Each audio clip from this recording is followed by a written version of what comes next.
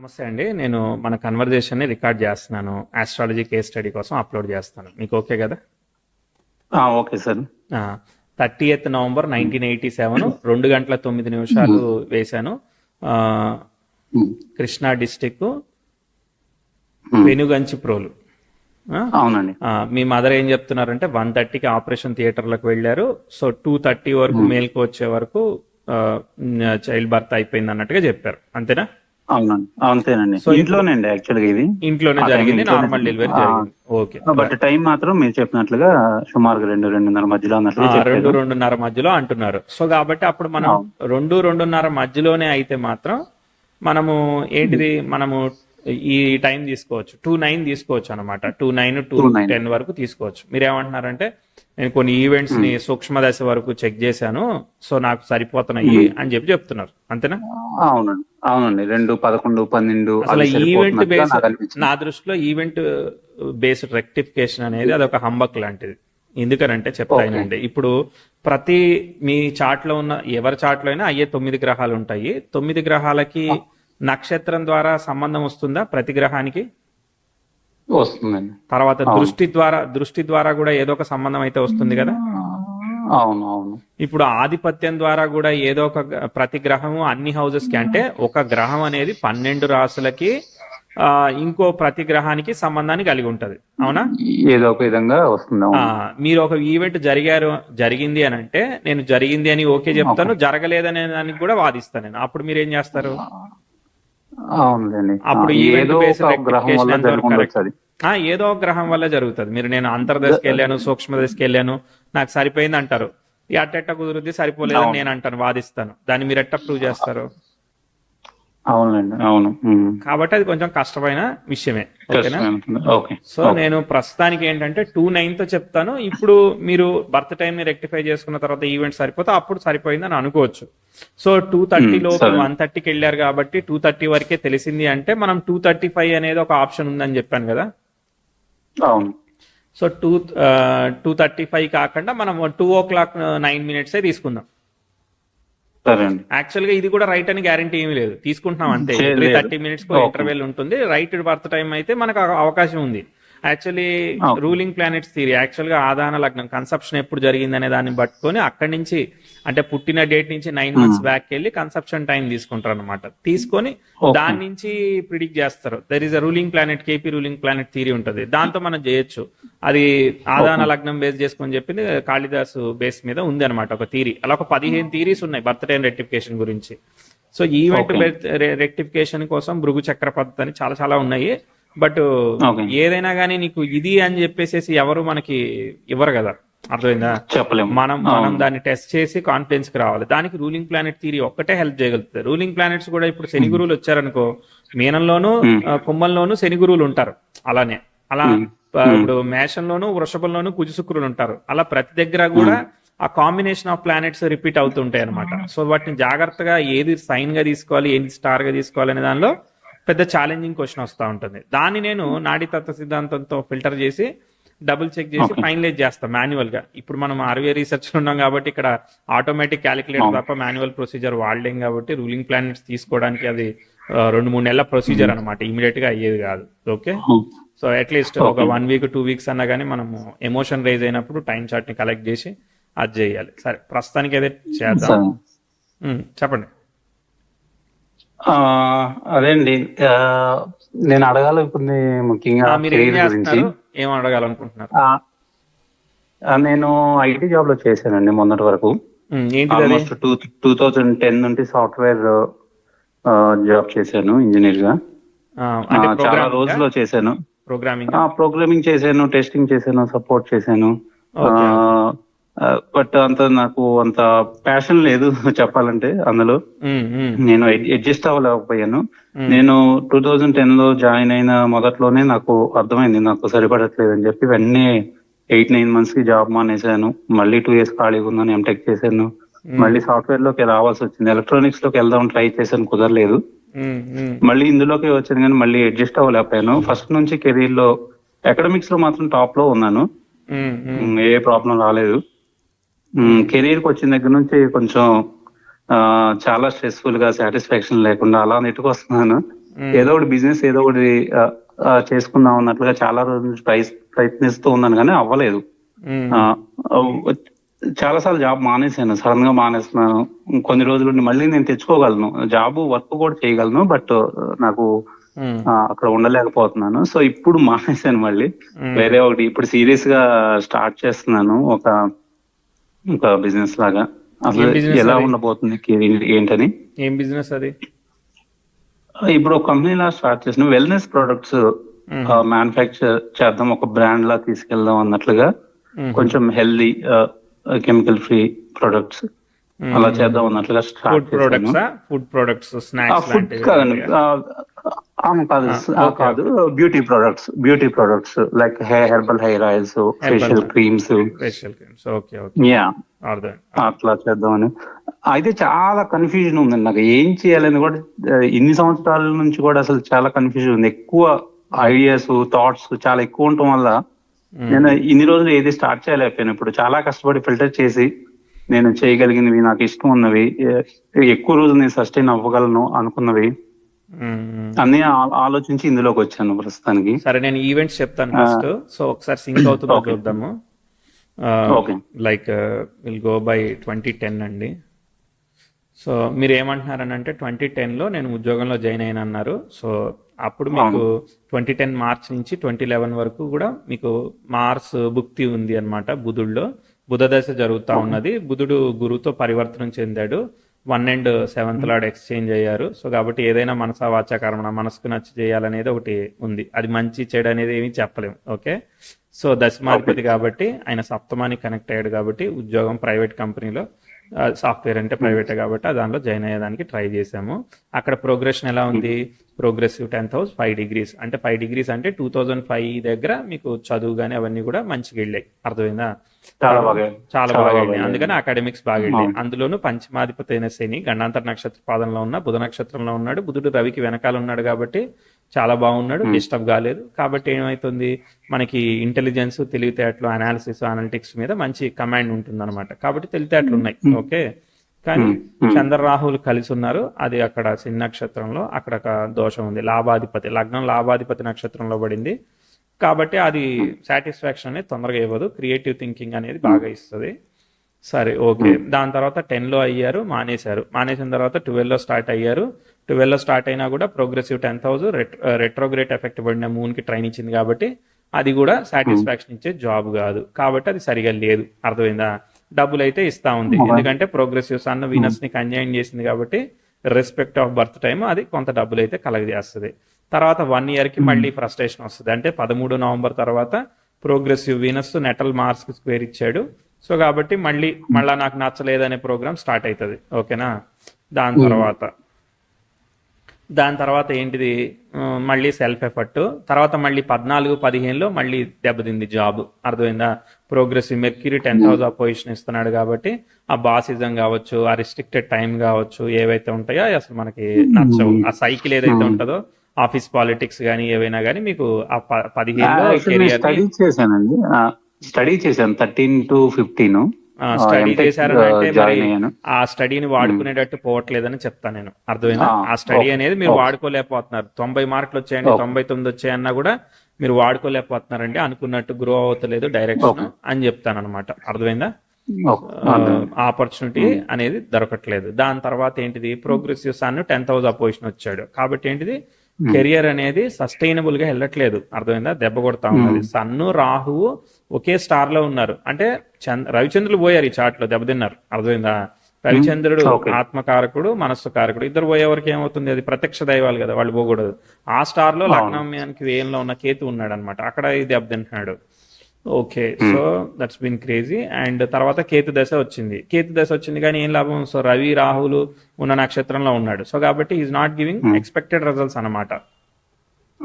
ఏదో సర్వైవల్ తప్ప అక్కడ మనం అనుకున్నట్టుగా అయితే అసలు లేనే లేదు. ఓకే, ఫైనాన్షియల్ గా ఇంతకు ముందు కంటే కేతు దశలో కొంచెం బెటర్ అయినా కానీ చాలా స్ట్రెస్ఫుల్ గా ఏమి సరిగా పోవట్లేదు. అర్థమైందా? అసలు చార్ట్ ఫ్లో అనేది సరిగా తీసుకోవట్లేదు. Okay, progressive 10th house Mars కి స్క్వేర్ ఇచ్చింది, తర్వాత సన్నుకు ట్రైన్ ఇచ్చింది. ఏం లాభం?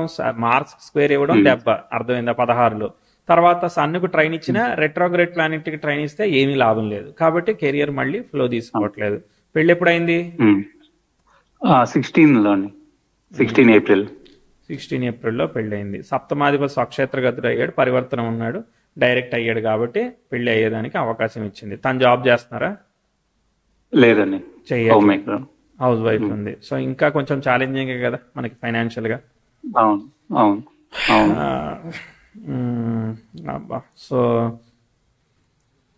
సో అంటే లైక్ సప్తమాధిపతి బాగున్నాడు, పంచమాధిపతి బాగున్నాడు కాబట్టి ఏమవుతుందంటే మనకి పెళ్లి పిల్లలు ఇవన్నీ నడుస్తూ ఉన్నాయి. కానీ there is no expected growth అనమాట. అర్థమైందా? రైట్ డైరెక్షన్ లో పోవట్లేదు. చేస్తున్నాం అంటే ఏదో మనసు చంపుకొని చేయడం తప్ప ఏదైనా కానీ ఏది అనుకున్నంత గ్రోత్ కానీ సిగ్నిఫికెంట్ గా ఏమీ లేదు. ఓకే, ఇక 18లో మీకు తిరుగుతుంది అనమాట. నేను ఇది చేయాలా అది చేయాలనే ఫికిల్నెస్ అనేది పెరిగిపోతుంది.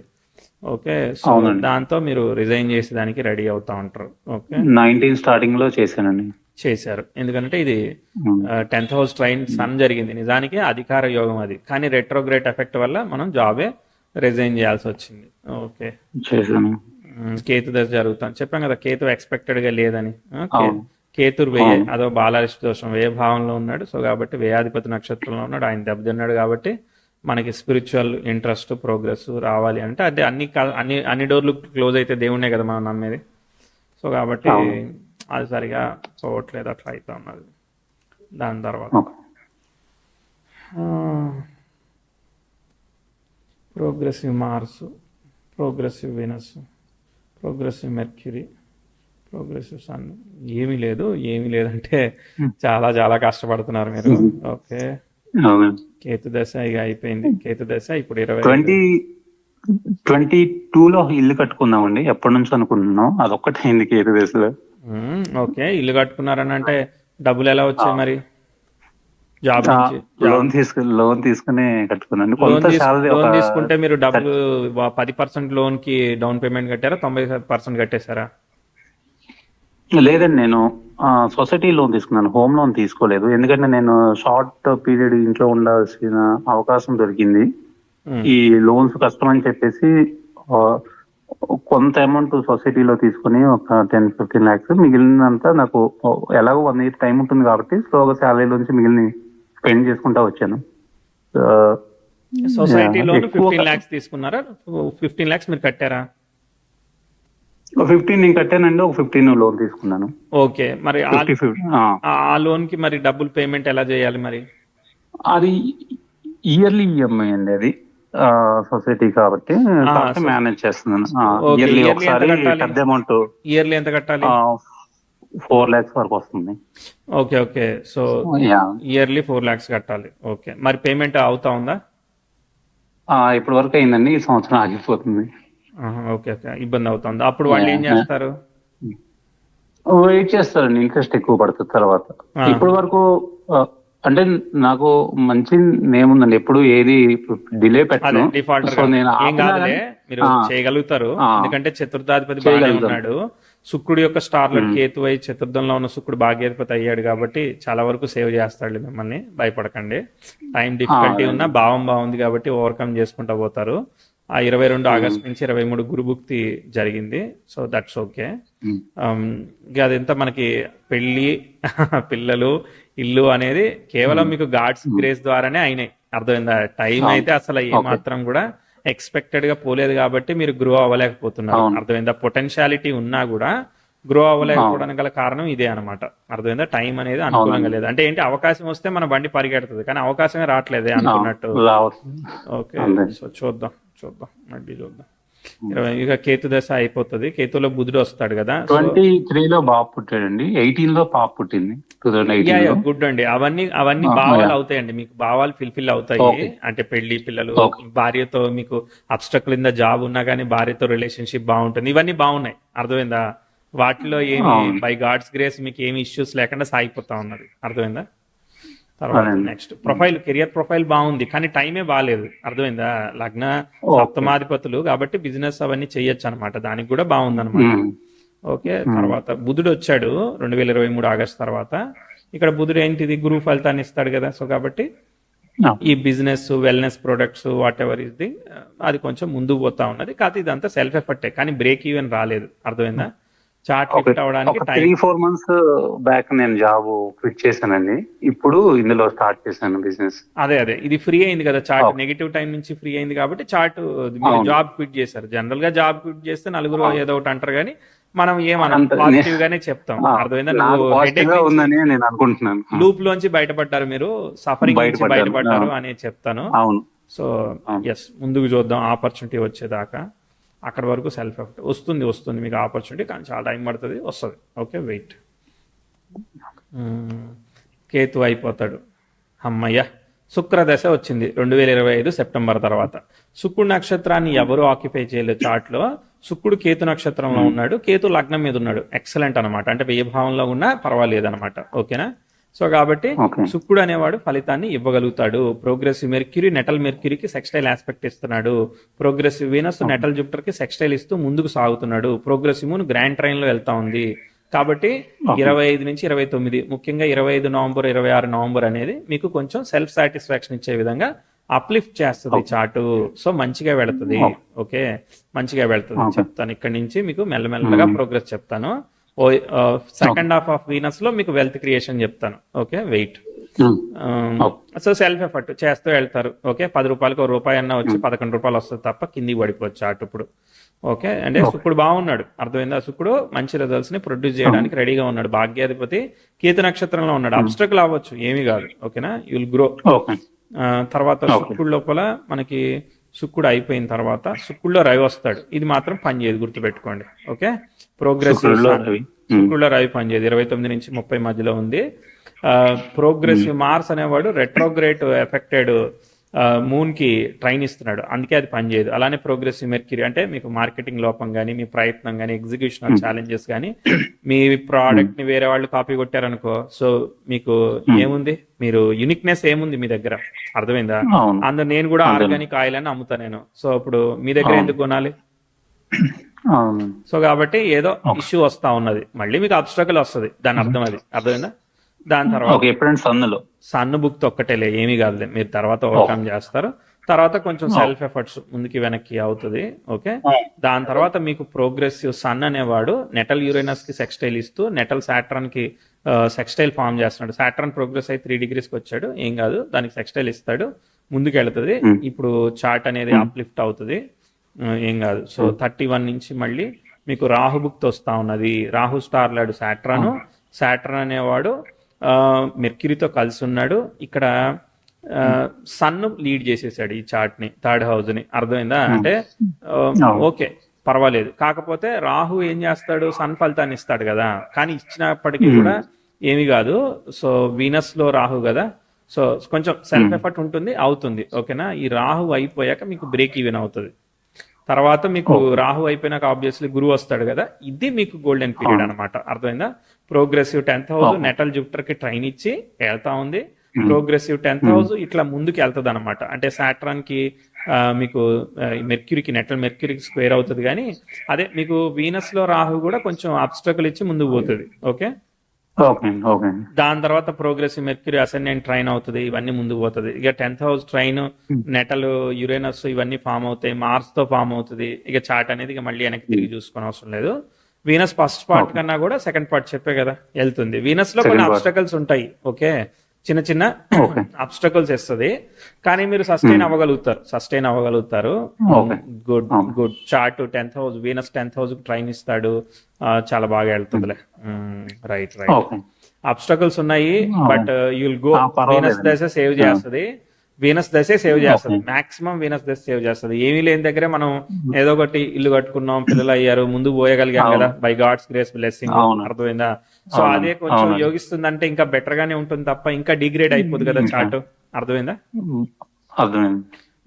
సో రవి చంద్రులు అది ఎక్స్పెక్టెడ్ గా పోలేదు. సో శుక్రుడు కేతు కూడా పోలేదు. సో శుక్రుడు పోతాడు అనమాట, శుక్రుడు రిజల్ట్ ఇస్తాడు, శుక్రుడు కాపాడుతున్నాడు బై లక్కీ. కేతు నక్షత్రంలో ఉండటం వల్ల పర్వాలేదండి, అందుకే పని చేస్తున్నాడు. అర్థమైందా? ఆయన లగ్నం మీద ఉన్నాడు కదా ఏదేమైనా గానీ. అర్థమైందా? Okay okay. కేతు ఎందుకు అందుకే అబ్స్ట్రకల్ కూడా ఉంటుంది. అబ్స్ట్రకల్ చెప్పా కదా, చిన్న చిన్న అబ్స్ట్రకల్స్ అంటే ఎందుకంటే మిగిలిన ప్లానెట్స్ కొన్ని దెబ్బతిన్నాయి కదా, ఆ బుక్తులు వస్తాయి కదా. అవునండి. ఎందుకంటే అవును వస్తుంటాయి. హైవే మీద ఏం వెళ్ళిపోడు, అర్థమైందా? ఆ, హైవే అదంతా మీద ఏం వెళ్ళిపోడు, పక్కనే సైడ్ వే నుంచే మెల్లగా వెళ్తాడు అనమాట, అర్థమైందా? వెళ్తాడు ఓకే. వెళ్తాడు అదే మనం రీచ్ అవుతాం అనమాట. అంటే ఏమి అక్కడ స్టక్ ఏమి అదే అయిపోదు అనమాట. ఓకే, వెరీ గుడ్ అదేనండి. Very good. సో మూల కాబట్టి మీరు అంటే అన్నట్టు వీనస్ అనేవాడు మూలలో ఉన్నాడు కాబట్టి, కేతు స్టార్ లో ఉన్నాడు కాబట్టి ఆ roots, herbal, oil, Venus is chemical కదా. సో కాబట్టి సాటర్న్ అవును. ఈజ్ ఇన్ వాటర్ సైన్ కాబట్టి మీరు అనుకున్న హెయిర్ ఆయిల్స్ అవన్నీ వర్కౌట్ అవ్వచ్చు. హెయిర్ ఆయిల్ కాకపోతే అది ఒక ఫుడ్ అవ్వచ్చు, ఫుడ్ కూడా సప్లై చేయొచ్చు, అట్లా కూడా అవ్వచ్చు, అర్థమైందా? ఆ, నేచురల్ ఆర్గానిక్ అవునండి. ప్రొడక్ట్స్ అవ్వచ్చు. కాంబినేషన్ లో వర్కౌట్ కాకపోతే ఏం చేస్తాం, ప్రొడక్ట్స్ పెంచాలి కదా. అవునండి. దశాంశం అవును, చూద్దాం. ప్రొడక్ట్స్ పెంచుకుంటాను. ఇది ఒకటే కదండి, ప్రొడక్ట్స్ పెంచే ఆలోచన ఉంది. యాక్చువల్లీ ఫుడ్ ప్రొడక్ట్స్ అది స్టార్ట్ చేశాను, హెల్దీ ప్రోటీన్ బార్స్ అట్లా స్నాక్ అదే ఐటమ్. చెప్పా కదా, అవి కూడా కానీ ఉంటాయి. ఎందుకో ఆగిపోయాను, అందువల్ల దీని వైపు వచ్చాను మళ్ళీ. దశాంశ ఆ, లగ్నం కన్యా లగ్నమే అయ్యింది. తర్వాత టైం ఓకే. సరే కానీ టైంకి ఈవెంట్స్ అన్ని చక్కగా టాలీ అయ్యాయా? అన్నీ అయ్యాయండి. Okay, very good very good. 2-9 తీసుకుందాంలే, ఓకేనా? అవును. దశాంశ లగ్నం కన్యా లగ్నం 2-9. అయ్యింది.